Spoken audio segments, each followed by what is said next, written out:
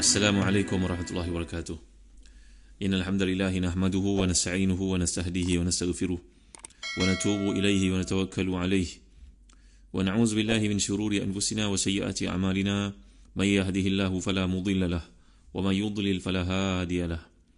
Allahumma salli wa sallim wa barik ala Muhammad wa ala ali Muhammad kama sallaita wa sallamta wa barakta ala Ibrahim wa ala ali Ibrahim fil alamin innaka Hamidum Majid. Amma ba'd. Muslim-muslimat rahmati dan dikasihi sekalian, kita masih lagi bincangkan ayat 11 surah Yusuf. Buka muka surat 626 jadi yang keempat, tafsir Ibn Kathir. A'udzubillahi minasyaitanir rajim. Rabbi kad ataitani minal mulki wa 'allamtani min ta'wilil ahadits. Fatiras samawati wal ard anta waliyyi fid dunya wal akhirah tawaffani musliman wa alhiqni bis salihin. Sadaqallahul azim. Ya Tuhanku, sungguhnya Engkau telah menganugerahkan kepadaku sebahagian kerajaan dan telah mengajar kepadaku sebahagian tafsir mimpi. Wahai Tuhan pencipta langit dan bumi, Engkaulah pelindungku dunia dan juga akhirat. Matikan aku dalam keadaan Islam dan gabungkanlah aku dengan orang-orang yang saleh. Jadi inilah merupakan doa Nabi Yusuf setelah sempurna nikmat yang diberikan. Baginda mohon kepada Allah supaya nikmat yang lebih sempurna diperolehi di akhirat, kelangsungannya. Ada kemungkinan doa ni seperti yang telah saya terangkan kepada tuan-tuan daripada beberapa kitab tafsir, contohnya tafsir Hadaiq Qurawi wa Rayhan oleh Imam Muhammad Al-Urami, mengumpulkan dari pandangan para ahli tafsir yang lain termasuk daripada Al-Khazin, Al-Maraghi, bahawa kemungkinan doa ni diucapkan Nabi Yusuf ketika menjelang wafatnya, seperti yang disebut dalam As-Sahihaini, Sahih Bukhari dan juga Muslim, daripada Aisyah radhiyallahu anha, bahawa Nabi SAW mengangkat jari baginda tak kala hampir wafat dan baginda menyatakan Allahumma fi rafiqil a'la, Allahumma fi rafiqil a'la. Nabi-Nabi Allah akan diberi pilihan sebelum wafat mereka, sama ada untuk meneruskan kehidupan ataupun wafat, dan tentulah pilihan adalah untuk kembali kepada Allah, iaitu dalam doa Nabi ini, Ya Allah, kembalikanlah aku, bawalah aku tempat tertinggi di dunia, Ya Allah, bawalah aku ke tempat tertinggi di syurga. Jadi baginda mengucapkan doa itu 3 kali. Dan ada juga kemungkinan bahawa Nabi Yusuf berdoa memohon supaya wafat dalam keadaan Islam, dan ini seperti yang dihuraikan permintaan kita dalam setiap salat, ihdinas siratal mustaqim, Ya Allah, tunjukkan aku jalan lurus, tunjukkan kami jalan lurus, padahal kita dalam salat tu. Jadi maksud di situ adalah kesinambungannya, mana kelangsungan iman itu berkekal dalam hidup. Hakikatnya kita berada dalam salat, insya-Allah kita berada dalam hidayah, tapi kita mohon untuk ada kelangsungannya, berterusannya kita dalam kebaikan. Jadi bukan memohon perkara itu terjadi seketika itu juga, seperti yang dikatakan oleh orang yang mendoakan bagi orang lain, semoga Allah matikanmu dalam keadaan Islam. Maksudnya apa? Berhenti pada waktu itu ke?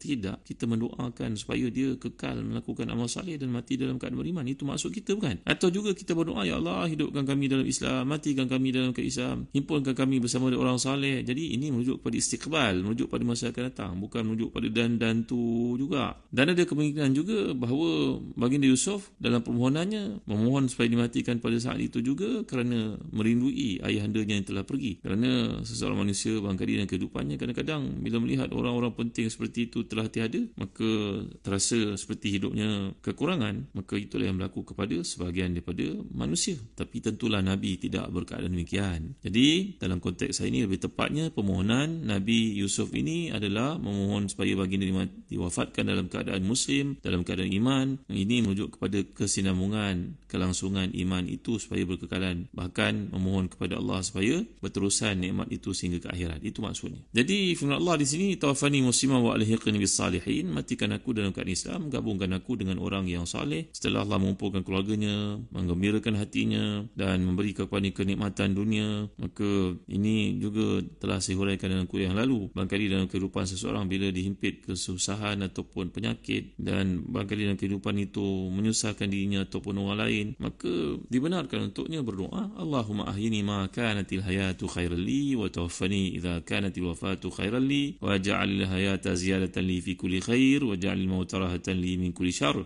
Kalau kita baca untuk seorang lelaki, Allahumma ahyihi ma kanatil hayatu khairan lahu wa tawaffahu idza kanatil wafatu khairan lahu wa ja'alil hayata ziyadatan lahu fi kulli khair wa ja'alil mauta rahatan lahu min kulli syarr. Kalau perempuan, Allahumma ahyiha ma kanatil hayatu khairan laha wa tawaffaha idza kanatil wafatu khairan laha wa ja'alil hayata ziyadatan laha fi kulli khair wa ja'alil mauta rahatan laha min kulli syarr. Ini doa dibenarkan untuk kita baca dalam saat ketika mengalami kesukaran untuk meneruskan kehidupan.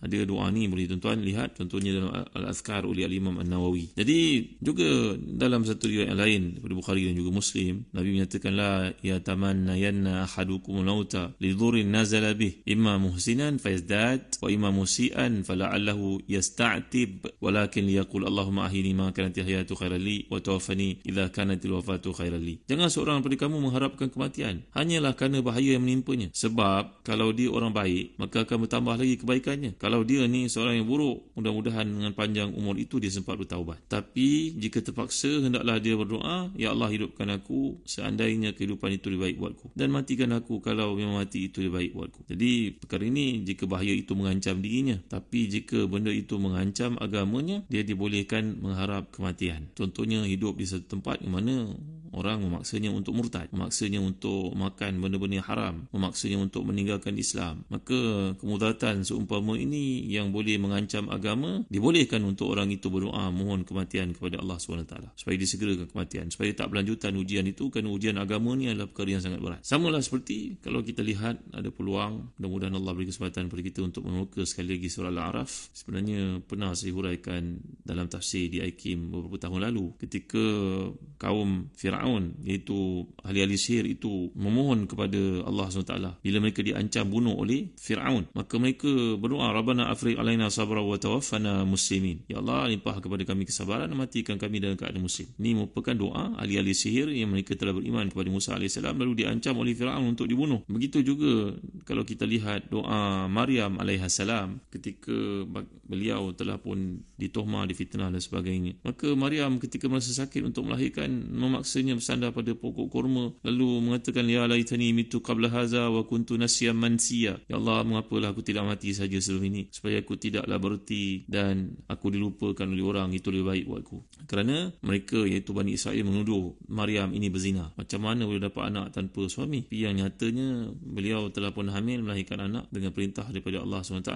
Maka itulah yang dinyatakan, ya Maryam laqad ji'ti syai'an fariya ya ukhta Harun ma kana abuki imra'a sau'in wa ma kanat ummuki baghiya. Mereka berkata kepada Maryam ni, kamu telah melakukan satu benda yang sangat mungkar wahai saudara kepada Harun. Ayahmu bukanlah seorang yang jahat, ibumu bukanlah seorang pezina. Ini kata-kata Bani Israel kepada Maryam AS, yang menyebabkan Maryam AS berdoa kepada Allah, ya laitani mitu qabla hadha wa kuntu nasiyan mansiya. Jadi doa mohon kematian ini harus dilakukan saat seseorang itu diancam pada agamanya. Jadi muslim-muslimat hati dan dikasihan, maka apa yang boleh kita lihat dalam penjelasan terhadap doa Nabi Yusuf ini adalah dalam satu daripada dua perkara tadi. Sama ada mohon untuk mati segera dalam keadaan baginda memang telah memiliki bekal iman, baginda merupakan ketua para siddiqin, orang-orang yang hebat, layaklah untuknya mohon doa seperti itu. Ataupun yang kedua, dalam erti kata memohon pada masa akan datang, walaupun zahirnya nampak mati pada waktu itu, tapi yang dimohon adalah supaya kesinambungan iman itu bekalan sampai ke akhir hayat. Itu yang selalu kita mohon dalam doa-doa kita. Saya ceritakan kepada tuan-tuan kuliah lalu bagaimana kisah puteri Nabi yang nama Zainab, kakak pada Fatimah radhiyallahu anha. Kisah Fatimah yang wafat 60 hari selepas kewafatan Nabi telah saya uraikan pada kuliah yang lalu. Zainab ini wafat sebelum Fatimah radhiyallahu anhuma. Zainab, suaminya Abul As, hanya masuk Islam 20 tahun selepas kemasukannya ke dalam Islam. Berarti daripada zaman Maki lagi 13 tahun dia tidak masuk Islam. Sehingga Nabi selamat berhijrah ke Madinah dan turun keputusan daripada Allah SWT, iaitu kena dipisahkan di antara seorang Islam dengan pasangannya yang kafir. Maka Zainab radhiyallahu anha, puteri Nabi yang hebat ini, sanggup hidup sebagai seorang ibu tunggal bersama dengan anaknya dalam keadaan dipinang orang pun dia menolak kerana teringat kepada suaminya,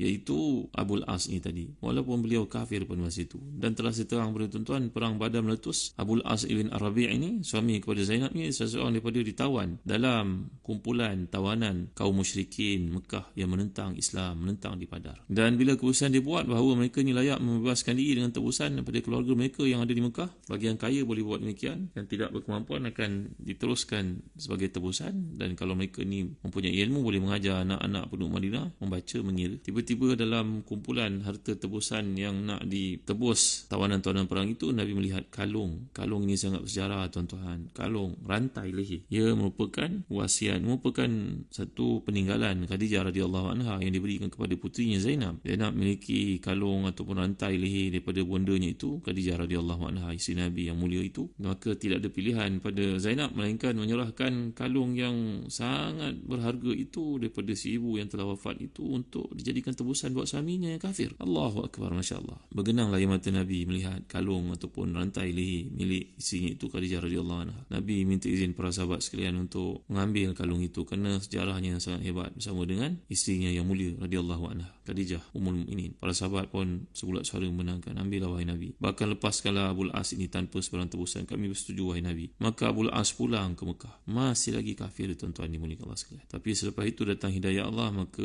kembalilah beliau ke Madinah dan masuk Islam. Maknanya selepas hampir 7 tahun Zainab menjadi seorang ibu tunggal bersama dengan dua orang puteranya. La ilaha illallah Muhammadur Rasulullah. Masya Allah, tabaraka wa ta'ala. Tapi selepas itu nampaknya ajal datang mendahului Zainab, tidak panjang umur wafatlah dia, dan menangisilah kematiannya itu oleh Rasulullah SAW dan sekalian para sahabat. Lebih-lebih lagi Abul As yang lambat masuknya ke dalam Islam mengikuti isinya ini. Sedihnya bukan kepalang. Tak lama selepas kewafatan isinya yang tercinta Zainab yang bersabar dan bertahan dalam peristiwa yang berlaku itu, maka barulah Abul As wafat. Tak lama selepas itu. Kisah ini saya bawa kepada tuan-tuan bagi menunjukkan bahawa kematian orang penting dalam hidup seseorang itu mungkin memberi kesan. Sudah tentu ada kesannya. Maka doa yang dipohon oleh Nabi Yusuf ini adalah menggambarkan tentang permintaannya kepada Allah supaya disempurnakan nikmat selepas kehilangan ayah yang tercinta itu yang banyak jasanya kepada baginda. Dan inilah contoh teladan yang paling baik untuk kita ikuti. Nikmat-nikmat yang Allah berikan kepada Nabi-Nabi Allah, contohnya Nabi Yusuf di sini, kekuasaan, kerajaan, kemampuan mentadbir mimpi, itu semua tidak jadi penghalang untuk baginda tetap memohon ridha Allah supaya berkekalan ridha itu sampai ke akhirat. Kerana yang paling penting di sisi para nabiin, para siddiqin, para salihin adalah kesudahan hidup. Yang kita pohon kepada Allah dalam doa itu, Allahumma ahsin aqibatana fil umuri kulliha. Ya Allah, baikilah kehidupan kita keseluruhannya. Di hujung nanti biarlah dalam ketaatan. Jangan di awalnya nampak taat sangat tapi di hujungnya melakukan maksiat. Iyazan billah, na'udzubillah. Jadi oleh kerana Nabi Yusuf adalah seorang nabi, baginda juga mohon untuk mendapat darjat dan kemuliaan para nabi. Dia mohon kepada Allah juga supaya